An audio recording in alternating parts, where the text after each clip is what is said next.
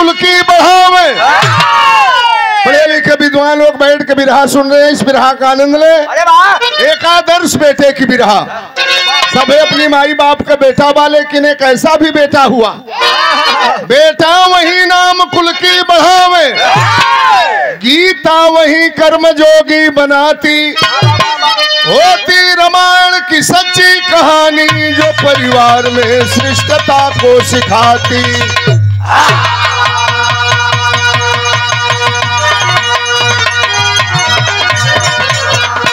औरत वही जो पति को मह समझे, भगिनी वही बराती पर सब लुटाती। इच्छा वही जो कभी ना हुई हो, प्रतिज्ञा वही कभी तोड़ी न जाती।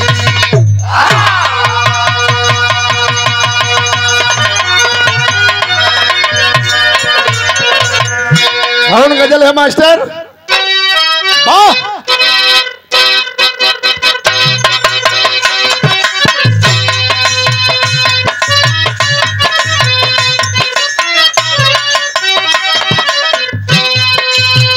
और शीशे के हैं दरवाजे, शीशे के हैं दरवाजे, अरे पत्थर के मकानों में।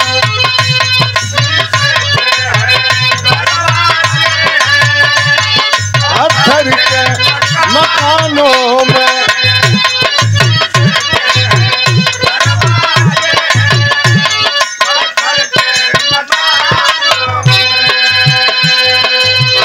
कार्यक्रम में हम लोग लिख दलन।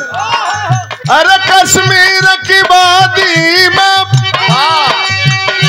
रब पर्दा जो निकली तू, क्या आग लगा दोगी, क्या आग लगा दोगी। अरे बर्फीली चट्टानों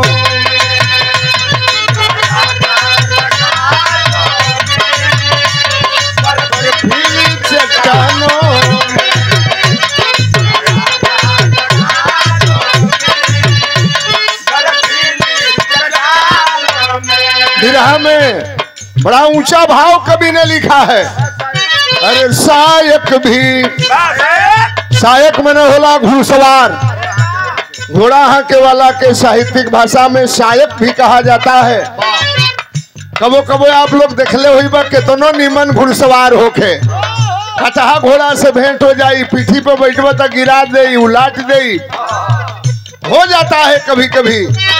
अरे सायक भी सब लहारे, अरे सायक भी सब लहारे, अब पागल तुरंगों से।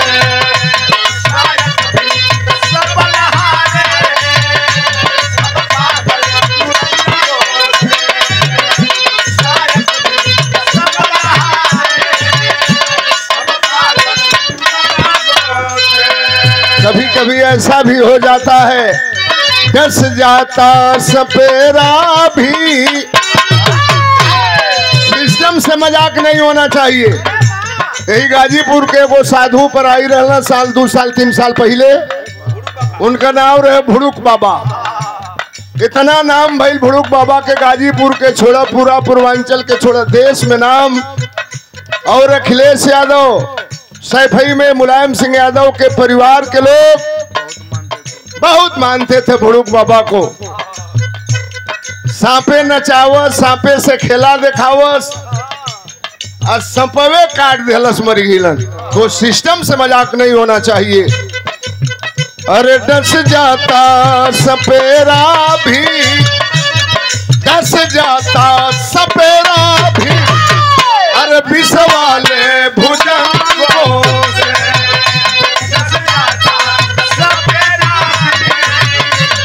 विष वाले भुजंगों से।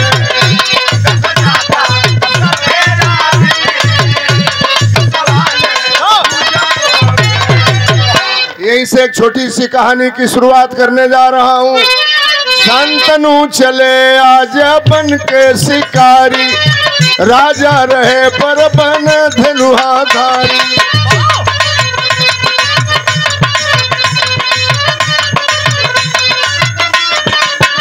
और मिला ना हिरन कोई जंगल के बीचे, कैले पहुंचे एक पहाड़ के नीचे।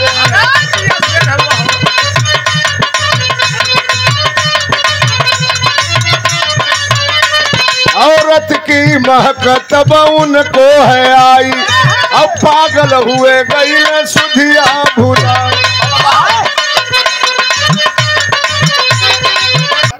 घोड़ा पर बैठलन, लगाम पकड़न, घोड़ा हिनहिनात लेके पहुंचन जंगल में। कौनो शिकार नहीं मिलल। राजा के बड़ी जोर से प्यास लगल। आपे लोग बतावेले कि की बल गावत, की बल धावत, की बल घोड़ कुदावत। गौला में, दौड़ला में, घोड़ा हकला में बड़ा मेहनत पड़ेला। राजा के शरीर पसीना से सराबोर। राजा के प्यास लगल, घोड़ा पर बैठलन, गईलन नदी के किनारे। नदी के किनारे गईलन तो का नजारा देखलन। अरे वाह, सरज बा मास्टर।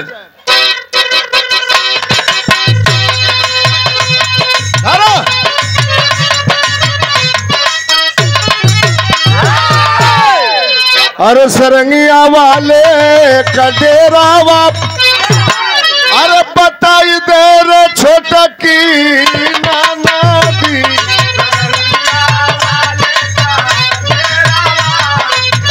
बताई दे रे छोटा की नाना दी।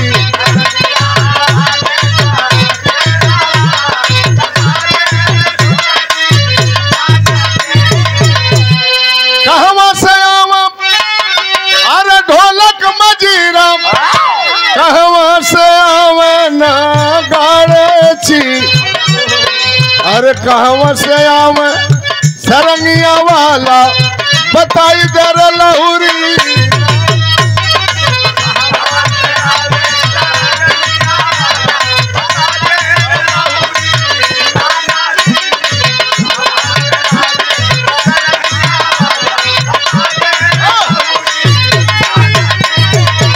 राजा गईला नदी के किनारे, का देखलन सवनवा की घेरे बदरिया, अरे गुजरिया खोजे राजा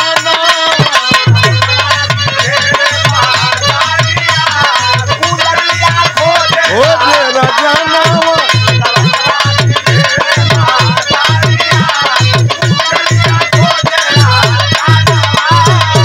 अरे नदिया किनारे आ गईला, अरे देखले सुकुमरिया पानी में, 16 बरिस गदराई लबू मरिया।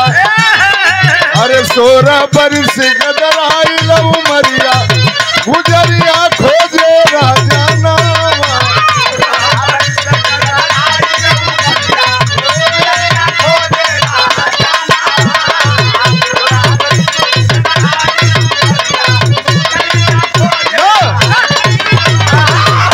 गईला नदी के किनारे राजा, वही नदी के किनारे नैया पर बैठ के वो 16-17 बरिस के मलाह के लड़की नैया के खेवत रहल। राजा के नजर पड़ल, कहल तनी नैया के रोक दे।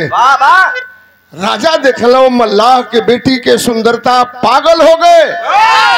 कहला बड़ी जोर से प्यास लगल, तनी पानी पिया दे। नजर घुमा के देखलस मल्लाह के लड़की, ये तो हस्तिनापुर के राजा संतनु नरेश है। पानी पियवलस, कहला तनी नैया पर बैठा के हमके झिझरी खिला दे। राजा की नजर में वो मल्लाह के लड़की के सूरत धंस गई।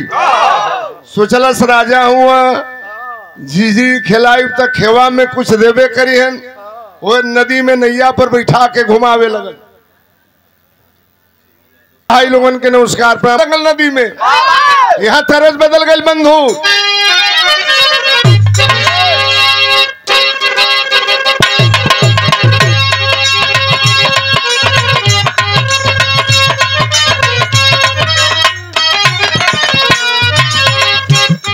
फिल्म का नाम गंगा जमुना सरस्वती।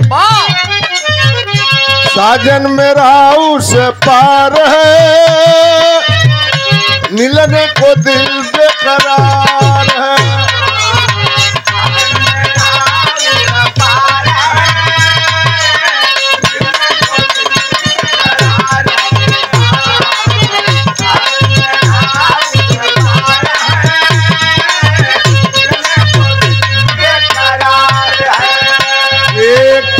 राजा के नजरों मला के लड़की के चेहरा पर बाम।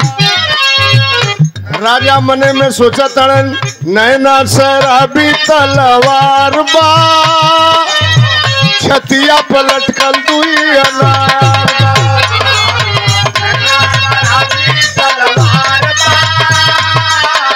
छतिया पलट कल दुई अनार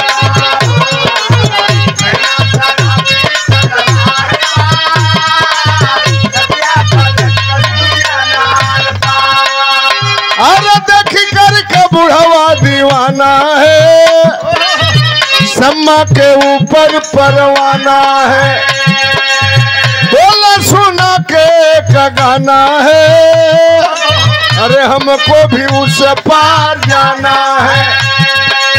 तुम्हारी हाथ में पतवार बा, छतिया पलट दुई अनार बा।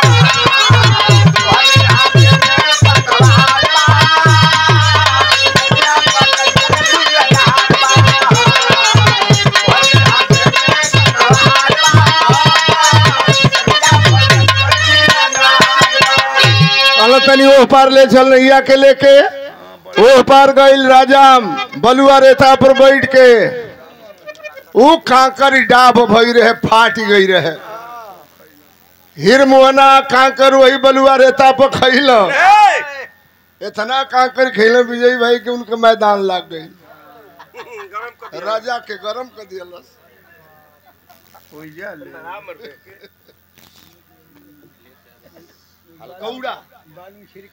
अखिल भैया थोड़ा हंसना भी जरूरी है, सेहत के लिए फायदेमंद है, हानिकारक है। मन मौन होके रोवे खाली तैयो ठीक नहीं बा, बीच बीच में कुछ तनी मजा पानी होत रहे। यही पंडित जी के गांव के पाणे जी जो हमारा माणे के गांव के वो पंडित जी रहना गईला जजमनिका में, गाजीपुर में रेवतीपुर गांव बा, बहुत बड़हन गांव है रेवतीपुर। संगवा एगो चेला के लिए उले गईला, बीच गांव में वो जजमान के घर रहल, गईला कथा वार्ता कैला, कथा उथा कहला। एक बाद जजमान खूब बढ़िया बढ़िया खाना पंडित जी के खियवला से उनकी संगवा जवन चलवा रहे तनी सैगर खा लिया। जब रात के 2 बजल तक चलवा के लाग गई मैदान, कहलस की गुरु जी अब तक काम गड़बड़ाई। कहला का हो गई रे? तब हवा खुला था बहुत जोर से, हमके अब लागल बे मैदान। कहला कि अब तक रेवतीपुर बीच गांव में हम आइल बानी जजमान के यहाँ, अब 1 किलोमीटर उतर जइब दक्षिण जइब तब सिवान मिली। कहला कवन उपाय लगाई? चेला हो वही जनारी रहे, पत्थर के पटिया धई रहे। कहला कि धीरे से पटिया हटा के वही में केहू जाने में धीरे से मैदान होले। पटिया हटौलस जब बैठल तब प्रेशर बनौले रहे मैदान। जब मैदान होके बैठल तब वो धीरे धीरे ना फड़पड़ फड़पड़ फड़पड़ फड़पड़ जब कैलस, कहला अरे साला तनी ब्रेक लगा के तन धीरे धीरे हो के आदमिया कुल जान जी तो बड़ा बेइज्जती होई, तनी ब्रेक लगा के। कलश का कहें गुरुजी साला कितनो ब्रेक लगावत तो ब्रेके नहीं खेलागत, एकदम प्रेशर बना दिले बा। तो जब मैदान लगेला तो हो जाला कबो कबो ऐसन। राजा मैदान बहिला फिर नैया पे बैठल, कल एक बार बीच धारा में लेके चल। अरे नदिया के बीच चले आए हैं, तुम्ही से प्यार है बताए हैं, तोरा बिना जीवन ही अधूरा बा, तू ही एक सुना करबू पूरा बा। बीच धारा में ले गई तब राजा अपन पता खोलला, तोहरे से भइला हमर प्यार बा, छतिया पलट दुई अनार बा, तोहरे से भइला हमर प्यार बा, छतिया पलट दुई अनार बा।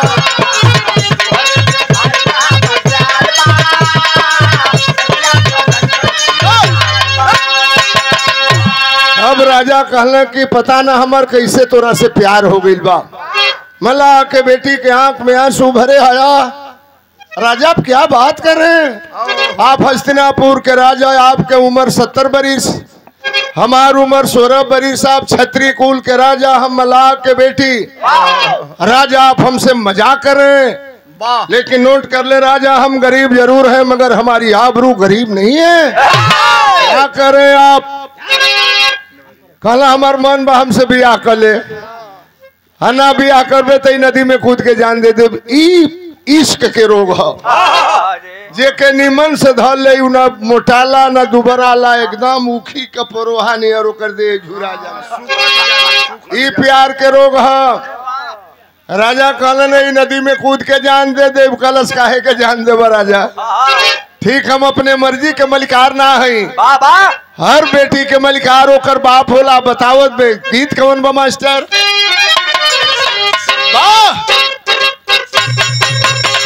हारमोनिया को बढ़ा दो भैया।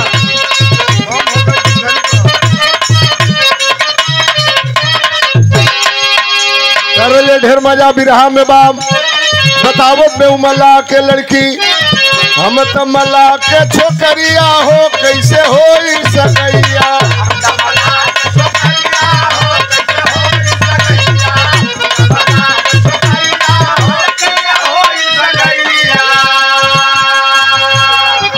तमला के छोकरिया हो, कैसे हो सकैया।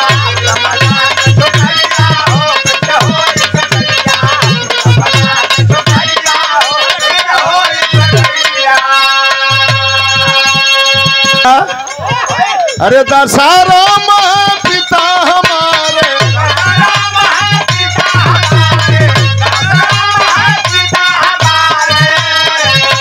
अरे मालिक बनी बैठे हैं द्वारे।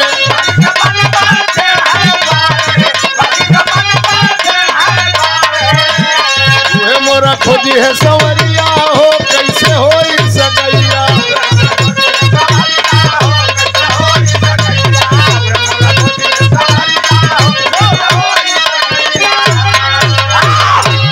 काहे के जान देवा राजा, हमरे बाप के नाम दशहरा मल्लाह हो। हमारी बाप से पूछ ल, अगर तैयार हो जाए है तो एगो राजा मर जे तो हस्तिनापुर के गद्दी सुनी हो जाएगी। कहला जब एक मन बात है, करी बाप के मन काहे ना हुई। नेवरिया जा किनारे पर लगी, राजा हुए दीवाना, बूढ़ी बाबू मरिया रे उमरिया रे उमरिया। राजा हो सवेरे पहुंचला दशहरा मल्लाह के दरवाजा पर। गरीब आदमी अपने झोपड़ी में बैठ के जाल बीनत रहल, खड़ा हो गया। इतना सवेरे राजा हमारी मकान में, हमरे झोपड़ी में, राजा कोनो गलती तो ना हो गई।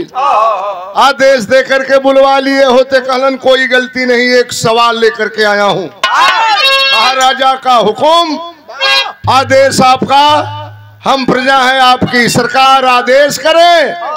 लजाते लजाते राजा कहला कि अपने लड़की के बियाह हमारी संगे कह दो। टूट गया वह गरीब आदमी। राजा आप क्या कह रहे हैं? आप क्षत्रिय कुल के राजा, हम जात के मल्लाह।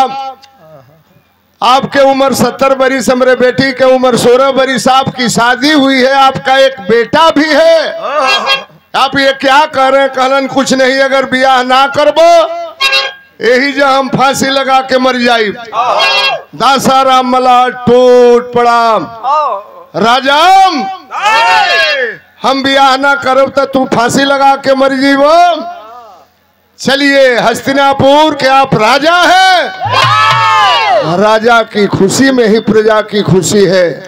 चला बियाह करब अपनी लड़की के तोहरी संगे, लेकिन हमरो एगो शर्त बा।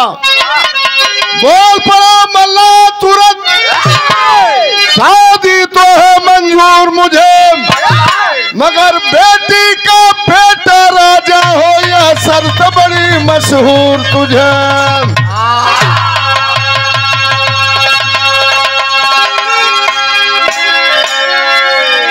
राजा ही सोचबा।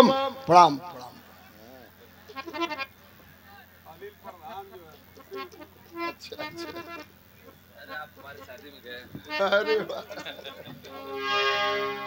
और ये अनिल यादव प्रधान जी, आपके तरफ से माला।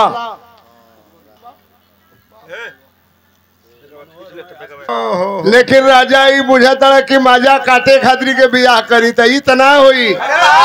करूंगा अपने बेटी की शादी। हमरे बेटी या तोहरे संपर्क से जौने संतान पैदा हुई वही हस्तिनापुर की गद्दी का राजा होगा। अवाक हो गए राजा, नहीं मेरा एक बेटा है, अपने बेटे से मैं घात नहीं करूंगा। घोड़ा पर बैठला राजा, तितलिया जोड़ भगला, सारा प्यार के खुमार उनकर उतर गईला महल में। धीरे धीरे रात ढले लगल, खाना उना खा के जब राजा सुतला तो सुतला में राजा सपनी आए लगल। सपना देखे लगल। अरे कैसे? अच्छा, ये लगभग हमके उम्मीद बा कि सबके जिंदगी में ऐसा भइल होई। निमन कोनो मेहरारू दिन में आप देख लेबो, अगर नजर में बस गई तो सपना में जरूर लौकी। बढ़िया कोनो हाथी लौक गई, सपना में जरूर लौकी। राजा जब खाना वाना खा के सुतला सपना देखे लगलन। यहाँ तरजुबा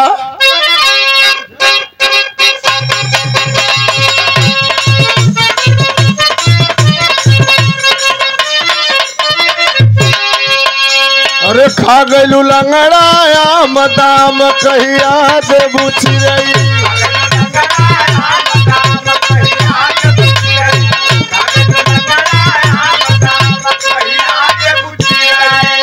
इससे बढ़िया बिरहा के भाव महाराजा जब सुतला अरे रतिया में देखेला खुआब आप पर आप चढ़ेला।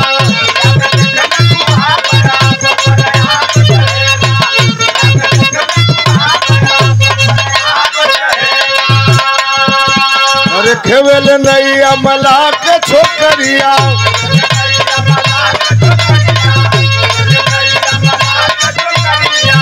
अरे वो कर के धई चाहे भोरिया कवरिया।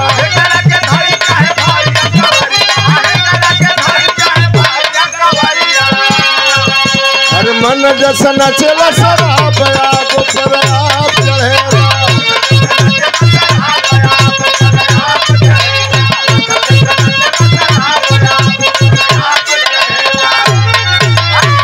राजा सपना में देखा था कि हम नैया पे बोल, सपना में अट्टे के पट लौकेला बनी उ नैया के खेवते। राजा इहो सपना में देखा था कि ओकरा कंकवारी में हम धो ले बनी। राजा इहो सपना में देखा था कि ओकरा के नैया में पटक देले बनी। ओकर कपड़ा उतार देले बनी। मौके पर मुसाफिर बात पर्दे में रहे। आयन मौके पर विकेट गिर गई। राजा चिल्लाए लगल, बाप रे बाप, दादा हो माई रे जान गई।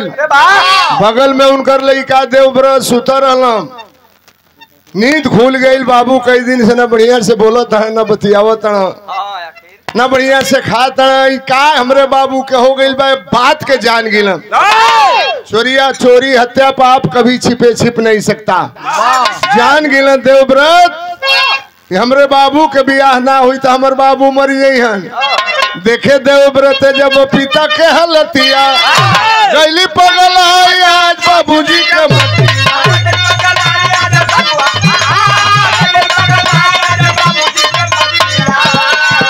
अरे जानी गई मानवा खराब आप पर आप चढ़ेला।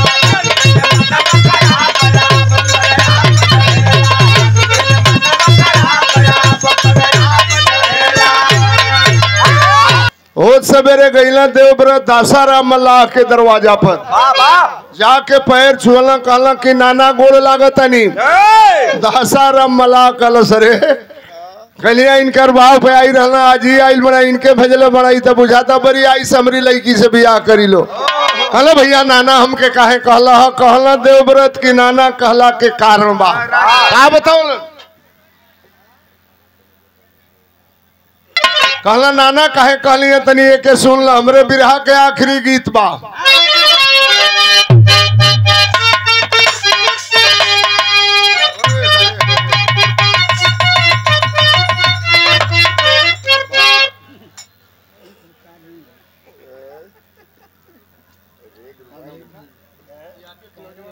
लोग हरी हमनी के उस्ताद लोग आवे। वो जमाना रहल बिरहा के रामदेव गुरु, बुल्लू गुरु, हीरा गुरु, बाला हमरे बलिया के बाला मास्टर, गाजीपुर के बिरजू खलीफा, शिवमूरत उस्ताद, ये लोगन के जमाने में गीत सबकर एक एगो स्पेशल गीत रहे। यही लय में सब अपना अपना गीत के गावे। हमार बिरहारल शिवमूरत गुरु से बहुत ढेर दिन के बाद थे गीत के गौले रहलन। कौन गीत बा? अरे सुनो न बेली तोहरी झूलावा में भेली, तनी मंगनिया दे दना, तनी मंगनिया दे दना, हमके जनी जना पूरनिया, तनी मंगनिया दे दना।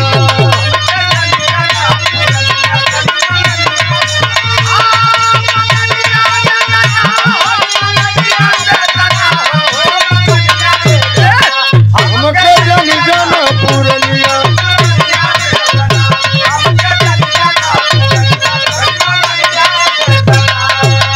हमरे बलिया के बाला मास्टर गाँव में क्या धापत का झूलावा पहिरल बेरू हलवा, बड़ा पुलवा पर खड़ी, बड़ा पुलवा पर खड़ी, काटे उखिया के गुलवा, बड़ा पुलवा पर खड़ी।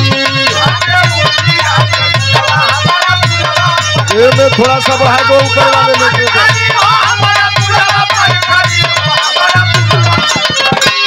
काटे उखिया के गुलवा,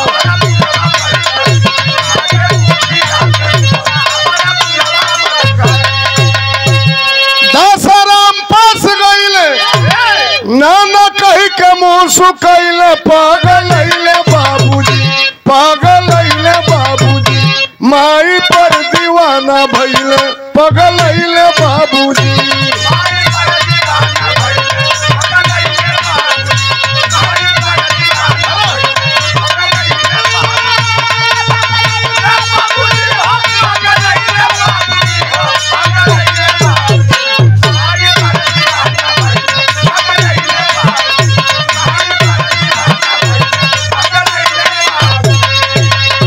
देवव्रत की नाना ऐसे कहली है कि अपनी लड़की के बियाह कर हमारी बाप की संगे।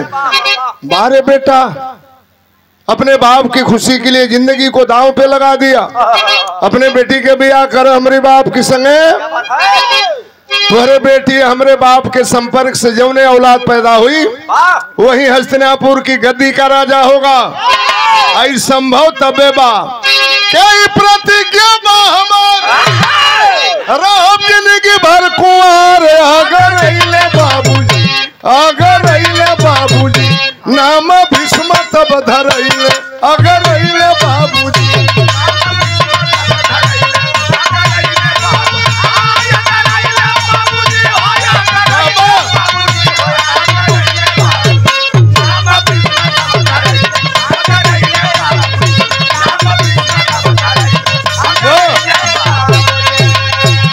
वादा करो तनी अपनी बाप के खुशी खातिर हम जिंदगी में कबो बियाह ना अपन करब, न बियाह करब, न मेहरारू आई, न लइका होई, न हस्तिनापुर की गद्दी खातिर के झगड़ा होई, बिहवे ना करब। इतना भीषण प्रतिज्ञा कैलन देवव्रत। तब से उनका नाम बदल करके भीष्म पितामह हो गया।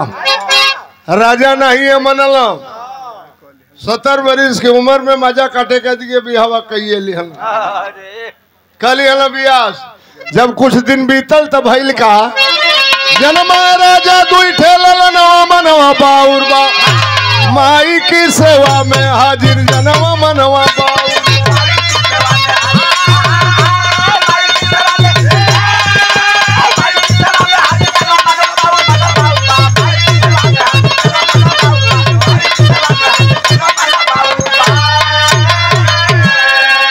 राजा कुछ दिन के बाद वो राजा और मलाह के लड़की के संपर्क से दूगो लड़का भइलन। का नाम पड़ल? पहला का नाम विचित्रवीर, दूसरा का नाम चित्रांगद।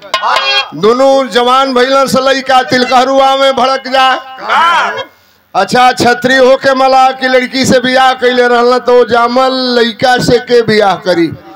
वही समय काशी के राजा अपने तीनों बिटियन के स्वयंवर चले रहलन।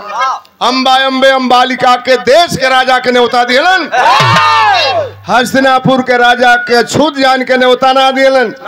ये जिंदगी में तनिक सा गलती कैला भीष्म दादा, बात ना गवार लगल। गईला काशी राजा के स्वयंवर में बिटियन के जीत ले काशी नगर से। दूसरे शादी कैले पहली रह गई हुनर से। अरे पच गई अम्बा रूप का खजनवा मनवा बाउरबा। अच्छा हेली उनके अपन सजनवा मनवा बाउरबा।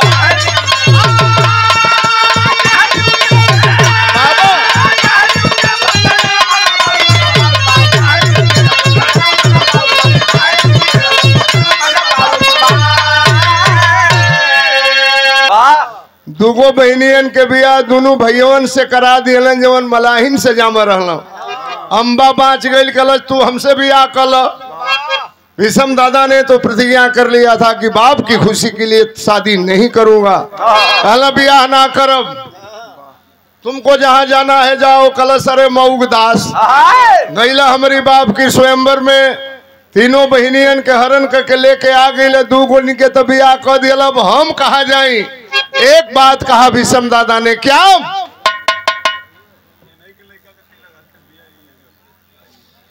और ये देखें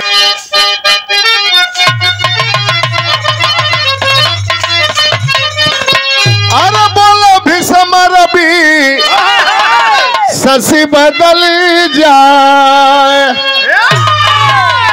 चाहे बदल जाए माई गंगा जी का धार। अरे चाहे बदल जाए माई गंगा जी का धार। अरे पर नहीं बदली हमारे परनिया। रोवत बड़ी अम्बा बाजार हो बेजार। शादी के प्रस्ताव अम्बा वाला ठुकरा वाले। चली भैली अम्बा तब होई के लाचार।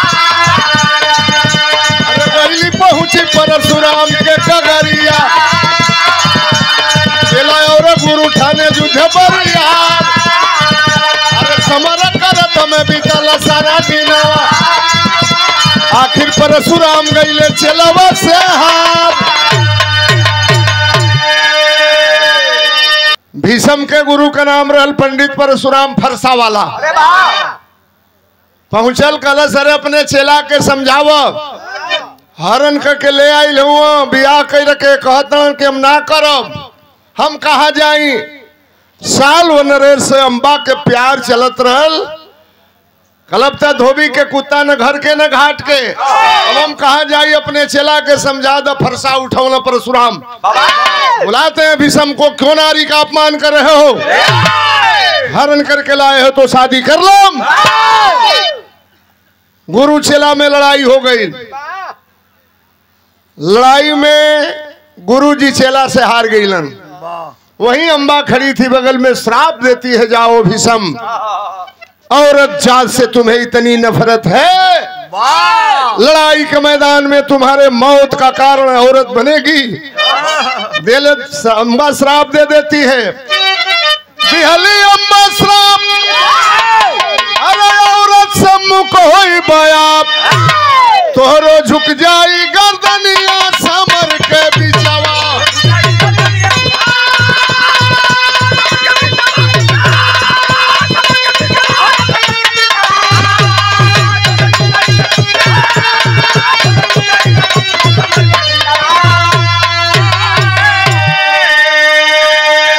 महाभारत की जंग हुई, सेनापत भइले दादा।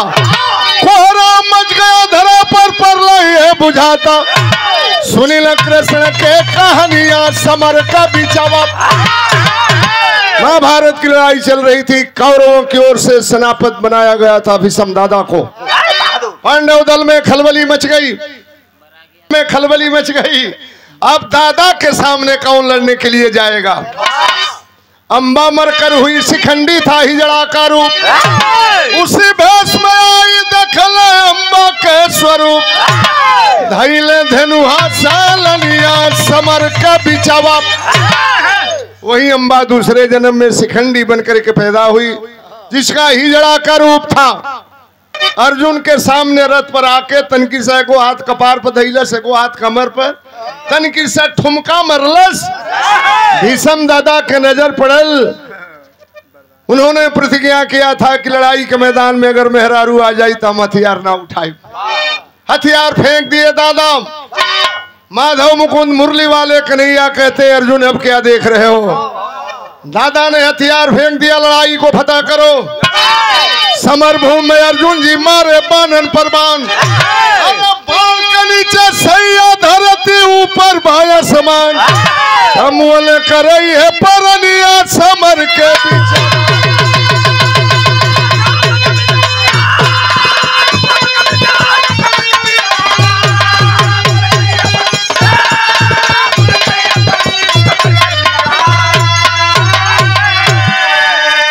बाणों की सरसैया पर पड़ गए भीषम दादा। अंबा का श्राप लगा। ये राय का आदर्श बेटे कि बिरहा अपनी बाप की खुशी के लिए जिंदगी को दांव पे लगा दिया। कुसुम पर आग देवराम पसारे जद्दू के पैगाम।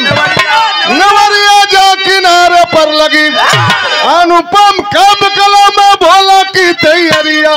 नवरिया जा किनारे